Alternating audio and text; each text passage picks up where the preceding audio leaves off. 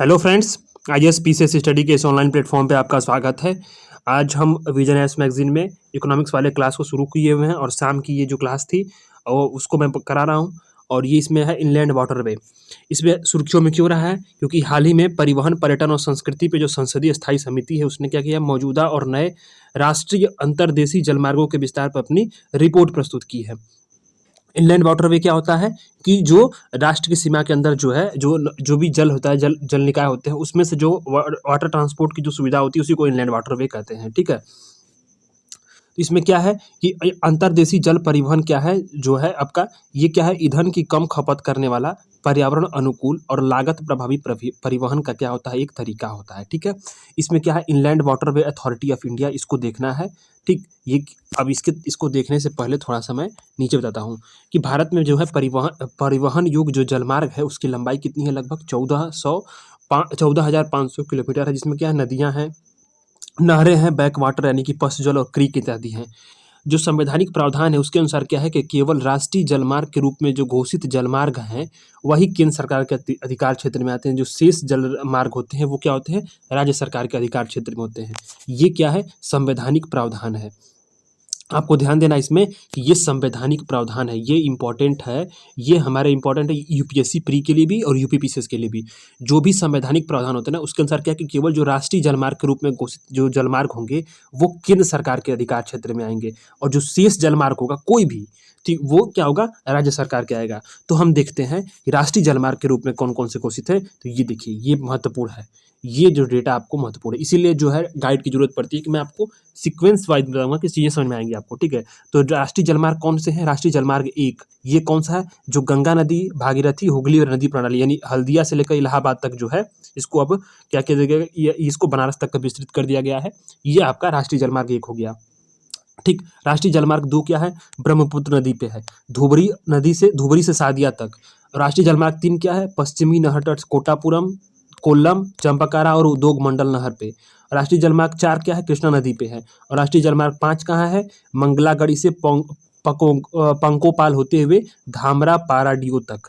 ये पांच जो हैं राष्ट्रीय जलमार्ग हैं, जो क्या होते हैं, ये केंद्र सरकार के अंतर्गत आते हैं, केंद्र सरकार के अंतर्गत। और ये क्या है, ये संवैधानिक प्रावधान है, संवैधानिक प्रावधान है, इसको ध्यान देना है। ठीक है। बाकी सब जो जो जलमार्ग होंगे वो राज्य सरकार नियंत्रित करेगी।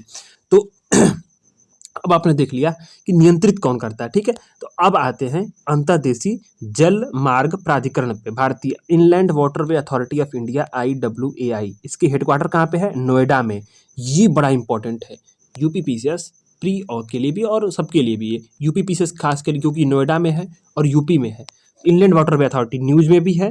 तो क्या है कि इस पर सवाल पूछ सकने की पूरी संभावना होती है। तो इसका ये मंत्रालय किसके अंतर्गत आता है, पतन, पोत, परिवहन और जलमार्ग मंत्रालय।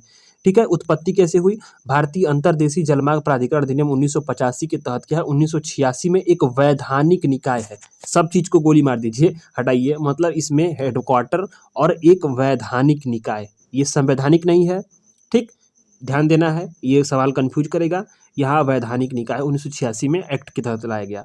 अब इसका कार्य क्या है, अंतर्देशीय जल परिवहन प्रणाली विकसित करने के लिए सर्वेक्षण करना, तकनीकी आर्थिक व्यवहार्यता का पता लगाना, शिपिंग और नेविगेशन के लिए राष्ट्रीय जलमार्गों का विकास करना और विनियमन करना, यातायात का विनियमन करना, जलमार्गों का पर आवाजाही के लिए परिवहन के अन्य प्रणाली के साथ समन्वय करना, और अंतर्देशीय जल परिवहन से संबंधित मामलों पर केंद्र और राज्य सरकार को क्या करते हैं, सहायता और सलाह देते हैं ये। ठीक है। इसका महत्व क्या है, लागत का कम होना। जो ये क्या है, जलमार्ग होता है, ये लागत बहुत कम करता है। ये लॉजिस्टिक लागत जो है वो जीडीपी की जो है वो भारत में 13 से जो 14% है, इस प्रकार क्या करता है कि जो लागत होती है ना ढुलाई की, माल ढुलाई की, उसको बेहद कम करता है। ठीक। ये यहाँ पे दिया हुआ है कि माल ढुलाई प्रति लागत प्रति टन जो है, ऊर्जा की खपत रेलवे में इतना है, सड़क मार्ग पर सबसे ज़्यादा है, अंतर्देशीय में सबसे कम है। ऊर्जा की खपत यहाँ भी है, जो रेलवे में लगभग इतना है, इतना इतना डेटा देख लीजिए। ठीक। अब ये पर्यावरण के अनुकूल होता है, इसमें ईंधन खपत बहुत कम होता है, कार्बन डाइऑक्साइड उत्सर्जन बहुत कम होता है। ये ज्वलनशील और लंबे चौड़े, मतलब जो भी डायमेंशन वाले या लंबे चौड़े कार्गो के लिए क्या करता है, परिवहन का सुरक्षित साधन है। सामरिक महत्व भी है, यानी रणनीतिक और आर्थिक रूप से क्या है, पूर्वोत्तर क्षेत्रों की खराब सड़कों की स्थिति कारण क्या है, मुख्य भाग के साथ जो है कनेक्टिविटी की जो बाधाएं होती हैं, ऐसे में जो है इनलैंड वाटरवे क्या है, एक जो है ये प्राकृतिक नौवहन मार्ग देता है। अन्य लाभ क्या होता है कि जो सड़क और रेल मार्ग पे दबाव कम होगा, इससे सड़क पर भीड़-भाड़ और दुर्घटनाएँ भी कम होंगी, पर्यटन और मनोरंजन के लिए भी इसका उपयोग हो सकता है, ठीक? जिससे आय के अन्य जो साधन होंगे, वो उत्पन्न होंगे। तो इससे जुड़े मुद्दे मतलब जो चुनौतियाँ, ये मुद्दे हो जाते हैं, इसके लिए सरकार द्वारा उठाए गए कदम और आगे की राह, ये हमारा जो सीक्वेंस हो गया। तो मुद्दे क्या हैं? इससे जुड़े मुद्दे अब ये समझ लीजिए कि ये जो मैं सिलेबस करा रहा हूँ, जीएस 3 में सीधे जो है, ये सीधे एकदम परिवहन और सब चीज़ें जो हैं, ये और लॉजिस्टिक वाला चीज़ यहाँ पे मेंशन्ड है सिलेबस जीएस 3 का। इसीलिए आप अभी काम मैं बहुत बार इसको जीएस 3 का सिलेबस दिखा चुका हूँ और जी सिलेबस को याद करना ये आपका काम है और उसको याद होना चाहिए। तो परिवहन का उपयोग ना होना, ये क्या है कि अधिसूचित 111 राष्ट्रीय जलमार्गों में से केवल 23 जो है चालू अवस्था में है। वन और कर्मचारियों के कारण क्या है कि 63 राष्ट्रीय जलमार्गों का विकास रुका हुआ है। वन नहीं धन कर्मचारियों के कारण। सड़क और रेल प्रणालियों की तुलना में कम निवेश है। कंपनियां कई कारणों से जो है अंतर्मार्ग जो देसी जलमार्ग का विकल्प नहीं अपनाती, जैसे क्या है कि इसकी धीमी गति है, खराब कनेक्टिविटी है और जहाज़ों और उपकरणों की उच्च लागत है। तो ये सब कारण है। कई जगहों पे नदियों की कम गहराई है, जहाँ क्या है कि जलमार्गों के विकास की गति धीमी है, भीतरी इलाकों में खराब कनेक्टिविटी है, जहाज उपकरणों की उच्च लागत है। इससे क्या है कि कई जगहों पे जो नदियों की गहराई बिल्कुल कम होने की वजह से क्या है कि एक बहुत बड़ा चुनौती कार्य होता है, जो बड़े जो क्षमता और वाले जहाज होते हैं और बड़े जो जलयान पोत होते हैं। पर्यावरण पे प्रभाव हालाँकि है, क्योंकि कम पड़ता है किंतु है, नदी तंत्र में परितंत्र में बदलाव आएँगे। ठीक है? जैसे क्या है कि बहुत सारे जैसे राष्ट्रीय जलमार्ग एक हुआ, तो इस पे जब नदी की सफाई हो रही थी, तो इस पे कार्यों ने गंगा डॉल्फिन की गतिविधियों को इसने बाधित कर दिया। ठीक है? मल्टी मॉडल टर्मिनल, जेट्टी और नदी सूचना तंत्र जैसी सहायक सुविधाओं के विकास की लागत क्या है, काफ़ी अधिक है। ठीक? इनलैंड वाटरवे और परिवहन के अन्य साधनों के बीच में क्या है, तालमेल को पूरा करने की कमी है। तालमेल यहाँ पे नहीं है। जैसे क्या है, इनलैंड वाटरवे मान लीजिए एक स्टेशन ये हो गया, एक स्टेशन ये हो गया। ठीक है? यहाँ से माल आया, यहाँ पहुँच गया। पर यहाँ पहुँचने के बाद जो है अब क्या है कि जो इस यहाँ भी अब ट्रांसपोर्ट का एक बेहतरीन कनेक्टिविटी होना चाहिए, तभी तो ये माल डिस्ट्रीब्यूट होगा ना, ये ठीक है। तो इसका अभाव अभी है। ठीक? अब क्या है कि जलमार्गों की तली में बार-बार क्या होता है, गाद का जमना और नियमित रूप से नहीं निकालना, ये एक बड़ी-बड़ी समस्या है। और जो रास्ते में आने वाली जो क्रॉस स्ट्रक्चर पुलों के निर्माण की जो पुनर्निर्माण है, उसके लिए बहुत सारी मंजूरी, जैसे मान लीजिए ये नदी है, बीच-बीच में कई सारे छोटे-छोटे पुल बने हुए हैं, तो अब जहाज जाएगा तो लट जाएगा ना सीधे, तो फिर उसके लिए जो क्या है कि बहुत सा फिर से पुनर्निर्माण करने की ज़रूरत होती है इन लोगों के लिए। तो ये सारी बहुत सारी चुनौतियाँ जो हैं, क्रॉस स्ट्रक्चर्स हैं, बिजली लाइन्स है, नेविगेशन बाँध है, बहुउद्देशीय बाँध भी हैं, तो ये समस्याएँ हैं। तो हालाँकि क्या है कि अब देखिए, क्या आप जानते हैं कि जो ये भारत में जो माल ढुलाई में जलमार्गों की जो हिस्सेदारी लगभग 2% है, ठीक? यूएसए में 4%, नीदरलैंड में 49%, चीन में 14% और वियतनाम में 48%। क्यों है पता है आपको? ये देखिएगा, नीदरलैंड में सबसे अधिक क्यों है 49% और चीन में 14। अब जब मैं मैपिंग कराऊँगा ना, मैपिंग की एक बहुत बेहतरीन क्लास लाने वाला हूँ मैं। अब सब खत्म हो जाए, क्योंकि बहुत ज़्यादा मेरे पे लोड हो जाता है, सब कुछ मैं एक साथ नहीं करा सकता ना। तो मैपिंग की क्लास जब मैं लाऊँगा, थोड़ा-सा जब मैं भी रिलैक्स हो जाऊँ, तो मैपिंग की क्लास में वर्ल्ड मैपिंग कराऊँगा सबसे पहले और उसमें बेहतरीन तरीके से मैं कराऊँगा। उतना बढ़िया मैपिंग कोई नहीं कराया होगा, हैंड रिटन नोट्स भी होंगे और जो वर्ल्ड मैपिंग होगा ना, उसमें बेहतरीन होगा। तो उसमें बताऊँगा कि क्यों है ये। यहाँ समझ में आएगा, क्योंकि वर्ल्ड मैपिंग जब तक आप नहीं करिएगा ना, तो आप समझ नहीं सकते हैं। तो क्या है कि भारत अब अंतर्देशीय जल परिवहन के लिए कौन-कौन से कदम उठाए गए हैं, तो जो राष्ट्रीय जलमार्गों का विकास किया गया, ठीक? 24 राष्ट्रों में विस्तारित जो है राष्ट्रीय जलमार्ग अधिनियम 2016 के तहत जो है नेशनल वाटरवे घोषित किया गया, ठीक? 111 जलमार्गों में से 5 मौजूदा और 106 जो है नए जलमार्ग हैं। नेशनल वाटरवे 1 पे जो है क्या है कि इस पे जलमार्ग विकास परियोजना को विश्व बैंक के तकनीकी सहयोग और निवेश की सहायता से लागू किया जा रहा है। अलग-अलग जो जलमार्ग है उस पे रो-रो और रो-पैक्स की फेरी की सेवा की गई है। इससे क्या है कि जो नेमाटी, कलमाबाड़ी, माजुली, गुवाहाटी और उत्तर गुवाहाटी राष्ट्रीय जलमार्ग, लेवी और शुल्क के संग्रहण में संशोधन किया गया। कारोबार में सुगमता के लिए डिजिटल समाधानों को अपनाया जा रहा है, जैसे कार्डो पोर्टल। ये क्या है, वेब आधारित पोर्टल है। यह पोर्टल क्या करता है कि राष्ट्रीय जलमार्गों में सभी कार्गो और क्रूज की आवाजाही संबंधी आंकड़ों को क्या करता है, एकत्रित करके विश्लेषण करता है और प्रसारित करता है। पानी पोर्टल, ये पानी पोर्टल क्या करता है, यह रिवर नेविगेशन और अवसंरचना की जानकारी को एक ही प्लेटफॉर्म पर उपलब्ध कराता है। दोनों को याद रखिएगा, पानी पोर्टल और ये कार्ड पोर्टल। जो इनलैंड वाटरवे जो ट्रांसपोर्ट है उसका मोड का उपयोग करके है दक्षिण एशिया में क्षेत्रीय व्यापार को बढ़ावा दिया जा सकता है। भारत और बांग्लादेश के बीच में अंतर्देशीय जल पारागमन और व्यापार पर प्रोटोकॉल के तहत नए पोर्ट ऑफ कॉल और जलमार्गों को जोड़ा जाएगा। ठीक, भूटान के पत्थर निर्यातकों ने अंतर्देशीय जलमार्ग परिवहन को परिवहन के वैकल्पिक रूप में उपयुक्त साधन माना है। ठीक, मैरीटाइम इंडिया विजन 2030 के तहत क्या है, इनलैंड वाटरवे ट्रांसपोर्ट जो है इसके कई सारे जो फोकस एरिया वाले जो उस चीज क्षेत्रों की पहचान की गई, जिसमें क्या है प्राथमिकता वाले 23 राष्ट्रीय जलमार्गों की पर अवसंरचना का विस्तार और विकास, और रोरो और फेरी जैसे सेवाओं के टर्मिनल अवसंरचना का विकास। ब्लू इकोनॉमी का जो विजन है 2047 का, इसके तहत क्या इनलैंड वाटरवे के तहत बांग्लादेश, नेपाल, म्यांमार और भूटान के साथ जलमार्ग के माध्यम से क्षेत्रीय कनेक्टिविटी को बढ़ाया जाना है। ठीक है, इससे क्षेत्रीय जलमार्ग ग्रिड, रीजनल वाटरवे ग्रिड का नाम दिया गया है। विश्व के जो सबसे लंबे नदी क्रूज है एमवी विलास, गंगा की शुरुआत इत्यादि सरकार ने की है।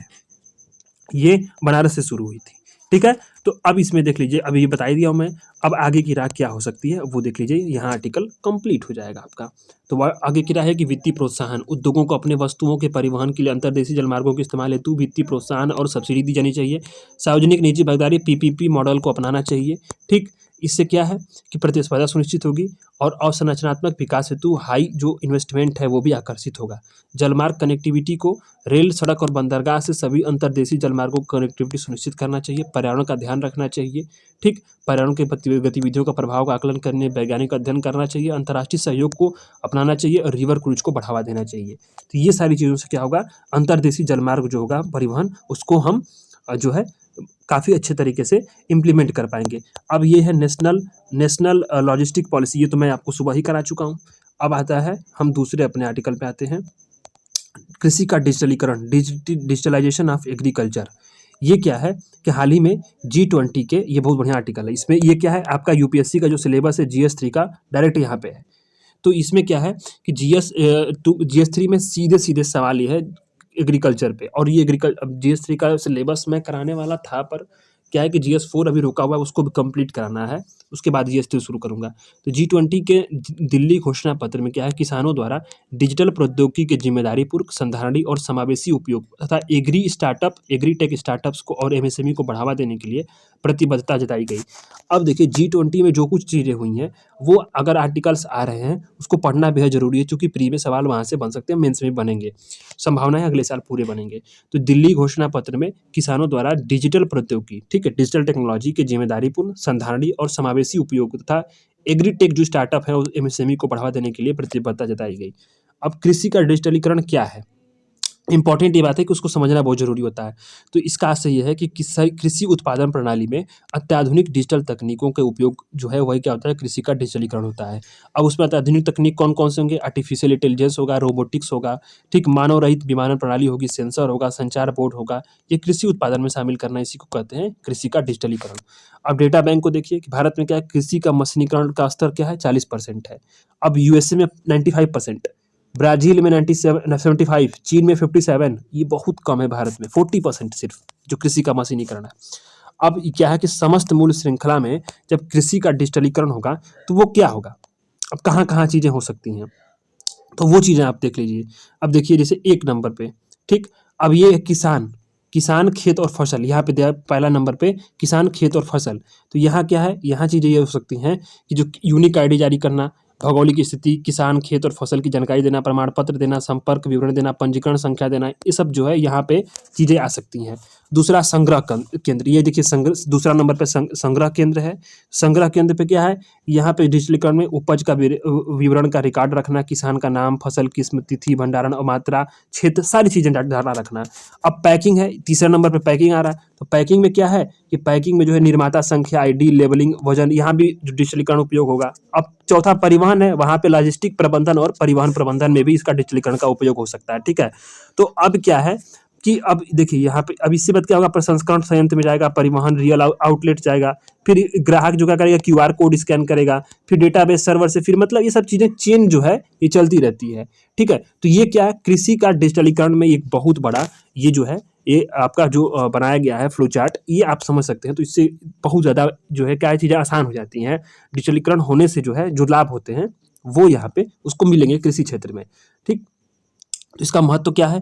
अब देखिए, जो कृषि क्षेत्र के डिजिटलीकरण का महत्व क्या है? कृषि के मूल्य श्रृंखला में क्या होगा? इनपुट की आपूर्ति जो है, यानी डिजिटलीकरण सही समय पे होगा तो उर्वरक, कीटनाशक, पानी जैसे इनपुट साधनों को जो है अनुकूलित करने में मदद मिलेगा। कृषि डेटा के साथ जो है एआई का उपयोग, ये उदाहरण है। उत्पादन क्षमता में भी क्या है कि इससे परिचालन दक्षता में बढ़ती है। कार्यबल, श्रम की आवश्यकता कम होने के साथ क्या है कि उत्पादन लागत कम हो जाती है। अब जैसे कि उदाहरण के लिए क्या है, कृषि यंत्रीकरण पे जो उप मिशन आया, SMAM, ठीक है, स्माम व्यापार, इससे क्या होगा, बिचौलियों को समाप्त करने पे जो है। अब ई नैम पे मैंने एक आर्टिकल लिखा था, ई नैम पे आपको आर्टिकल मैंने शेयर भी किया हुआ पिछले वाले जो मैगजीन शायद जुलाई या जून वाले में, मैंने ई नाम वाला आर्टिकल को आपको भेजा भी था टेलीग्राम पे। तो क्या होगा, बिचौलियों को जो है, इसमें बहुत अच्छा आर्टिकल है ई नाम का, मैंने ये नेशनल एडिशन जर्नल में लिखा हुआ था।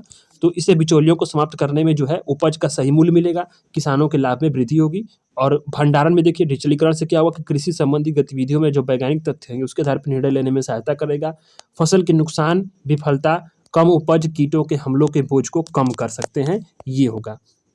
बेहतर गवर्नेंस, अब बेहतर गवर्नेंस भी होगा, जाहिर सी बात है कि किसानों नागरिकों के कल्याण के लिए जो है, जो भी देश भर से जो कृषि डेटा एकत्रित होगा उसका प्रणालियों का उपयोग करके आगे बेहतर गवर्नेंस करेंगे, ठीक है। जैसे कि अब उदाहरण के लिए क्या है, कृषि में राष्ट्रीय गवर्नेंस योजना, ठीक है, नेगपा जो है, ठीक है। और एक बार India digital ecosystem of agriculture, IDEA framework, ये उदाहरण भी हैं। सामाजिक लाभ भी होगा। कृषि का डिजिटलीकरण करने से महिला केंद्रित नवाचारों को बढ़ावा देने के लिए लैंगिक अंतराल को समाप्त करता है। महिलाओं को जो है पुरुषों के बराबर कृषि गतिविधियों में शामिल होने में सक्षम बनाएगा। जैसे कि क्या है, PM किसान मोबाइल ऐप, ठीक। तो हालांकि देखिएगा कि भारत में जो है कृषि में डिजिटलीकरण में बहुत सारी चुनौतियां हैं। तो कौन कौन सी चुनौतियां हैं उसको जानते हैं, फिर आगे की राह जानेंगे, और जो सरकार द्वारा कुछ नवीनतम पहले होंगी उसको देखेंगे। तो चुनौतियाँ क्या हैं? किसान क्या है, डिजिटल तकनीकों की जानकारी के अभाव में जो है, ये नई प्रौद्योगिकियों को अपनाने से झिझकते हैं। यही सेम सेम एकदम यही पॉइंट मैंने ई नैम का जो परियोजना आई थी, ठीक है, उस आर्टिकल में मैंने लिखा हुआ था, सेम यही लाइन, और ये लाइन अब ये लिखी जा रही है, ठीक है। ये लाइन एकदम सेम, नई तकनीक को अपनाने में किसान बहुत ज़्यादा हिचकते हैं। क्यों होगा? क्योंकि इससे डिजिटल धोखाधड़ी के जो मामले होते हैं ना, उससे जो है इसने डिजिटल मोड की विश्वसनीयता को प्रभावित किया है। जो किसान होते हैं, जो जागरूक लोग नहीं होते हैं, वो इन चीज़ों को अपनाने से सच में डरते हैं। डिजिटल प्रौद्योगिकियों का उपयोग करने के लिए योजनाओं और सरकार द्वारा जो प्रदान करने वाली सब्सिडी के बारे में जागरूकता का अभाव है। शुरुआती चरणों में अधिक पूंजी की आवश्यकता होती है। लघु और जो सीमांत किसान है ना, उसके लिए ये हासिल करना बेहद मुश्किल हो जाता है। जो लघु, जिसके पास कम भूमि है, जो छोटे जोत के आकार के हैं, जो गरीब हैं, उनके लिए चीज़ें, टेक्नोलॉजी और डिजिटल वाली चीज़ें अपनाना बहुत मुश्किल हो जाता है। भूमि खंडों का क्या है, जोत में विभाजित होना, ये डिजिटलीकरण के लिए बहुत बड़ी चिंता है। क्योंकि क्या है कि ये प्रौद्योगिकी के जो व्यापक उपयोग है ना, उसको कठिन बना देती है। अब कृषि जोत का जो औसत आकार है, अब देखिएगा 2015-16 में एक हेक्टेयर भी हो गया है। मतलब इतना कम खेत, अब जब ना उसे बँटवारा होने के साथ-साथ जो है चीज़ें, अब जोत बहुत कम होती चली गई है, ठीक है। अब इससे क्या है कि बेरोज़गारी बढ़ेगी। अब ज़ाहिर-सी बात है, ऑटोमेशन से क्या होगा कि जो आवश्यक कार्यबल उसकी संख्या कम हो जाएगी। अब जो कृषि सेक्टर इतनी बड़ी संख्या में रोज़गार को देश में उपलब्ध कराता है, यानी जो लोग रोज़गार, इन द सेंस कि जो लोग उसमें संलग्न हैं, वो लोगों की कार्यबल क्षमता घट जाएगी, ठीक है। एग्री स्टार्टअप्स क्या है, अभी शुरुआती चरण में है। फंडिंग के साथ क्या है कि जो कस्टमर बेस है उसको भी प्राप्त करना बहुत मुश्किल है भारत में। और कि जो एग्री स्टार्टअप्स है वो वर्तमान में कृषि क्षेत्र में केवल 1% है। ग्रामीण क्षेत्रों में बिजली, इंटरनेट, मशीनरी और CSC के लिए बहुत सारे बुनियादी ढांचे की कमी है। पर्याप्त अवसंरचना का अभाव है, ठीक है। और कुछ उत्पादों की सीमाएँ भी है, जैसे कि क्षेत्रीय भाषाओं में कंटेंट की कमी है, इंटरफेस का यूज़र के साथ अनुकूल ना होना, खेती किसान का जो निम्न स्तरीय जो है डेटा या अपर्याप्त उपलब्धता, ये भी चीज़ें हैं। तो ऐसे में जो है आगे की राह क्या होनी चाहिए? उसके पहले देख लीजिए, कृषि में क्या है कि जो भी शामिल प्रौद्योगिकियों का इस्तेमाल कर सकते हैं, उसमें कौन-कौन से कृषि यंत्रीकरण, जैसे ड्रोन, रोबोटिक्स, जलवायु स्मार्ट कृषि, जैव प्रौद्योगिकी, आनुवांशिक संशोधन, बायो फोर्टिफिकेशन, डिजिटल प्रौद्योगिकी जैसे कि AI, remote sensing, big data, blockchain, internet of things, ये सब चीज़ों का इस्तेमाल यहाँ पे हो सकता है। तो आगे की राह में हमें करना क्या चाहिए? आगे की राह में हमें किसानों को शिक्षित करके नवीन उत्पादों तक उनकी पहुँच में सुधार करना चाहिए, ठीक? नवीन उत्पादों को प्राप्त करने के लिए किसानों को फाइनेंस करना चाहिए, ठीक? फाइनेंस करना चाहिए उन्हें, ठीक? फाइनेंस, किफ़ायती लागत पर प्रौद्योगिकियों के उत्पादन पर ध्यान केंद्रित करके किसानों को उन्हें प्राप्त करने में सक्षम बनाया जा सकता है, ठीक? छोटे व प्ले हार्डवेयर तथा पोर्टेबल हार्डवेयर मॉडल्स पर ध्यान देने की जो आवश्यकता होती है, ठीक? अब क्या है कि छोटे-छोटे उपकरणों किसानों के बीच में दी जाए। जैसे क्या है कि अभी हाल ही में अभी देखिए दिल्ली प्रदूषण से एकदम जूझ रही है। वहाँ पराली दहन की एक बड़ी समस्या है। तो पराली दहन के लिए एक चीज़ें इस पे क्या है कि एक डेटा के अनुसार 2700 करोड़ रुपए जो है अगर खर्च किए जाएँ और किसानों को छोटे-छोटे उपकरण दे दिया जाए, जो कि जो है क्या, एक सेकंड, ये क्या हो गया? जो क्या हो कि वो पराली दहन में जो किसानों अपने जो है ये उपकरण नहीं दिया है, कुछ केमिकल्स जो बनाए गए हैं पूसा के द्वारा जो जो पराली के लिए बनाए गए हैं उनको दिया जाएगा, तो वो अपने खेतों में छिड़काव करेंगे, बजाय कि पराली को जलाएँगे। तो उससे क्या होगा कि जो भी प्रदूषण समस्या है उसको निपट सकती है। सरकार का लागत कितना होगा? 2500 करोड़। लेकिन यहाँ भी ये चीज़ें नहीं हो पाती हैं। तो ये चीज़ें कराने की आवश्यकता है। किसानों के समूह को, सेल्फ हेल्प ग्रुप्स को, ठीक है? और अन्य चीज़ें हैं उसके माध्यम से यहाँ पे फाइनेंस करने की ज़रूरत है। छोटे-छोटे जो वित्तीय संस्थान है उसको अनिवार्य करना चाहिए किसानों को फाइनेंस करे। किसानों के सामने जो आने वाले ज़मीनी स्तर के जो मुद्दे हैं उसको बेहतर तरीके से समझने, उसी दिशा में काम करने के लिए खेतों और शैक्षणिक संस्थानों के बीच में तालमेल की कमी को दूर करना चाहिए। एग्री स्टार्टअप्स को स्थिर करना और संधारणीय बनाने के लिए बेहतर वित्त पोषण विकल्पों और इनक्यूबेटर संस्थान की केंद्रों की व्यवस्था की जाना बेहद ज़रूरी हो जाता है। तो हालाँकि क्या है कि कृषि डिजिटलीकरण के लिए बहुत सारी नवीनीकृत पहलें अपनाई गई हैं। क्या है? Unified portal for agriculture statistics UPG, ये क्या है? कृषि डेटा के प्रबंधन के लिए एडवांस प्लेटफॉर्म है। ठीक? जैसे जिसमें ये फसल अनुमान प्रदान करने, मूल्य व्यापार, खरीद स्टॉक की सांख्यिकी उपलब्ध कराने के लिए डिज़ाइन किया गया है। किसान ऋण पोर्टल, ये क्या है? किसानों से जुड़े डेटा, ऋण वितरण की स्थिति, ब्याज छूट के ये व्यापक विश्लेषण देता है और बैंकों के साथ सहज एकीकरण को बढ़ावा देता है। Weather weather information network data system winds, ये मैनुअल, ये क्या करता है? किसान को मौसम के हिसाब से कार्रवाई योग्य जो है मौसम संबंधी डेटा विश्लेषण का लाभ देता है। यस टेक, ये क्या है? प्रौद्योगिकी संचालित एक उपज अनुमान प्रणाली है। ये क्या करता है? पंचायत स्तर पे सटीक उपज आकलन के लिए जो है बहुत सारी जो है सर्वोत्तम प्रथाओं के एकीकरण के लिए बेहतर समझ देता है। और नेगपा जो मैंने बताया, national e governance plan in agriculture, ये क्या करता है? किसान और कृषि कल्याण मंत्रालय के तहत केंद्र सरकार की ये योजना है। इसका उद्देश्य क्या होता है कि कृषि में आधुनिक प्रौद्योगिकियों का उपयोग कर तीव्र वृद्धि दर को हासिल करना। ठीक है? तो इन सारी चीज़ों को क्या कर सकते हैं अपने आंसर राइटिंग में इसको इंक्लूड करके आप अपने आंसर्स को वैल्यू एनरिच कर सकते हैं, ठीक है? वैल्यू एडिशन कर सकते हैं। अब अपने आते हैं हम दूसरे आर्टिकल पे। जल्दी-जल्दी इसलिए पढ़ा रहा हूँ चूँकि क्या है कि बिल्कुल भी अब टाइम वेस्ट करने का समय नहीं है। आज 22 तारीख है, 8-10 दिन में जो है 21 तारीख से, शायद 21 या 22, 21 तारीख है। तो 9-10 दिन के अंदर जो है नई वाली मैगज़ीन आ जाएगी, तो जल्दी-जल्दी हमें ख़त्म करना बहुत ज़रूरी है।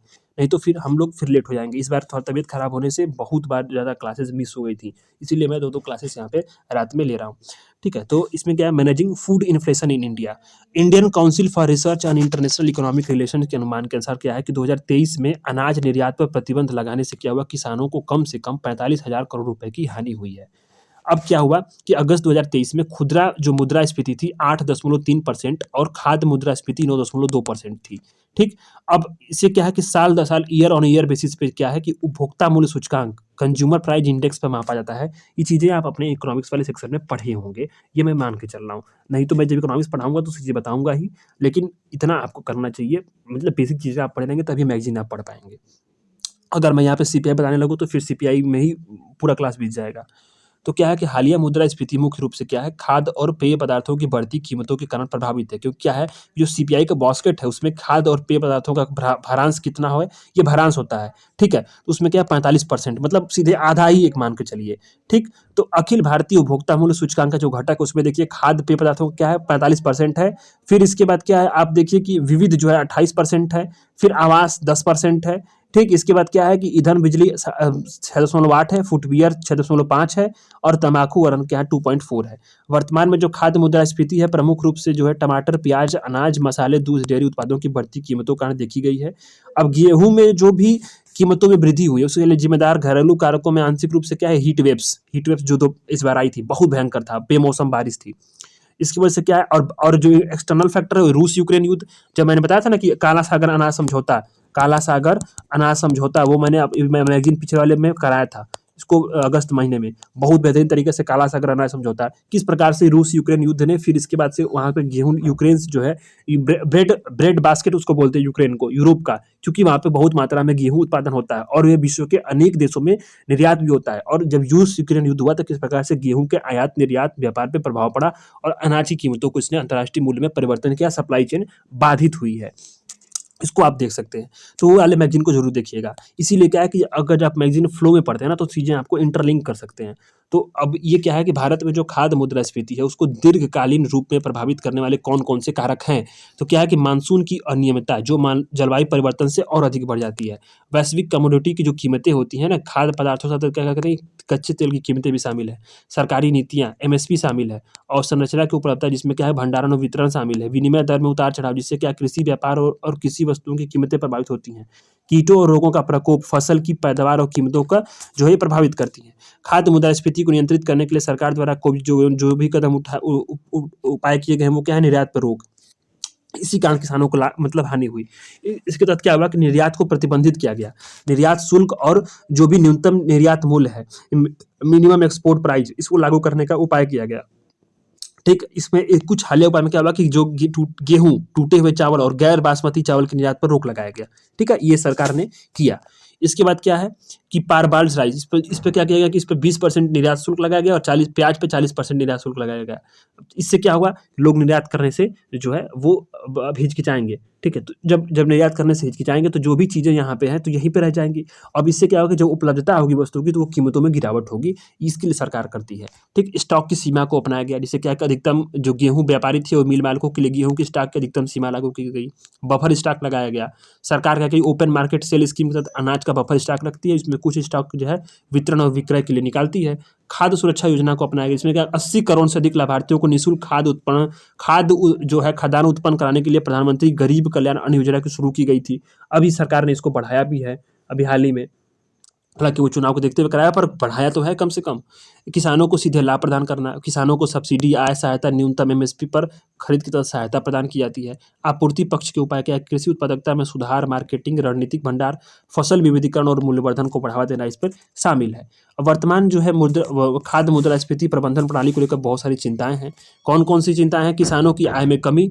ये क्या है कि खाद्य मुद्रास्फीति को रोकने के उपायों के परिणामस्वरूप क्या किसानों की आय में समग्र रूप से कमी आती है। ऐसे उपायों से निर्यात प्रबंधन, ओएमएसएस, स्टॉक सीमा लागू करने जैसे उपाय शामिल है। नीतिगत पूर्वाग्रह क्या है कि बाजार को विकृत करने वाले जो है नीतिगत जो है ये चिंताएं क्या है, नीतिगत पूर्वाग्रह है। अब ये क्या होती है कि उपभोक्ताओं के पक्ष में अधिक होती हैं। ठीक है, अब ये क्या करती है, ये उपभोक्ताओं पक्ष में क्या होती है, जो खाद्य की जो मूल्य नीति होती है किसानों यानी उत्पादकों की तुलना में उपभोक्ताओं के पक्ष में होती है, तो ये भी चिंता का समय होता है। ठीक है, किसानों पे अप्रत्यक्ष कर का बोझ होता है। अब ये क्या है कि जिसमें इनडायरेक्ट टैक्स जो है किसानों को देना पड़ता है। डंपिंग का प्रभाव पड़ता है। डंपिंग मतलब क्या है कि जो डंपिंग क्या होता है कि जैसे कि जो होता है ना, जैसे कि किसी उत्पाद की जो भी होता है, जो आयातक देश होता है ना, अपनी कीमत निर्धारक देश उसी उत्पाद की कीमत क्या होती है, कम होती है उसी के देश में, तो इसी को डंपिंग बोलते हैं। ठीक, अब डंपिंग इन द सेंस कि मतलब बहुत सारा जो है चीज़ों को इकट्ठा करके रख लेना, अब कीमतें वहाँ से गिरेंगी, तो यही होता है डंपिंग। अब सरकार निर्यात पर प्रतिबंध लगाने के साथ क्या करती है, किसानों के लिए जो गारंटीकृत एमएसपी होती है उससे कम कीमत पर खुले बाजार में गेहूं का विक्रय करती है। ऐसे में जो है भारत सरकार स्वयं सरकार के द्वारा डंपिंग के रूप में देखा जाता है, तो यही डंपिंग है।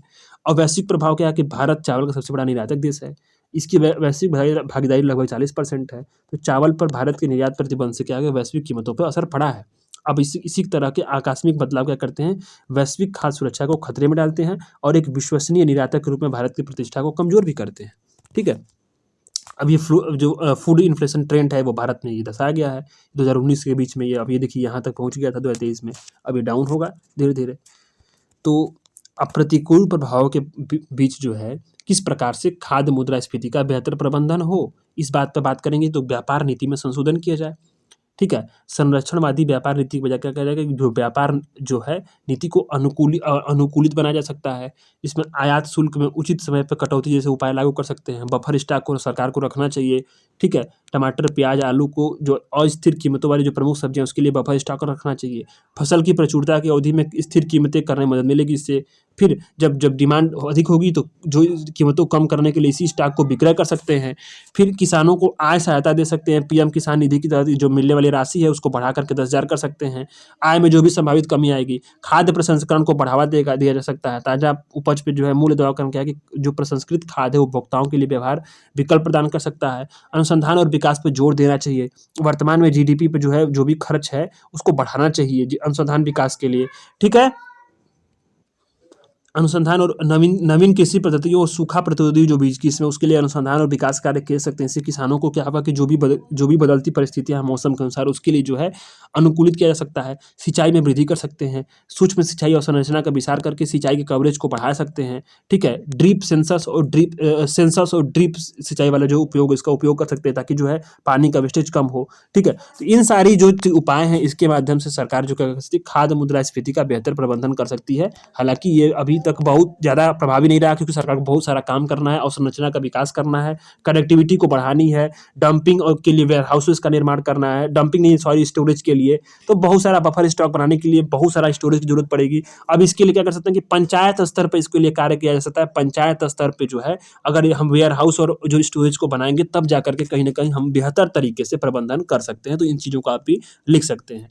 अब नेक्स्ट वाले जो भी आर्टिकल्स होंगे, अब इसके ऊपर वाले होंगे, तो अभी उसको हम जरूर कराएंगे कल वाली क्लास में। तब तक वीडियो को लाइक करिएगा, चैनल को सब्सक्राइब करिएगा। धन्यवाद।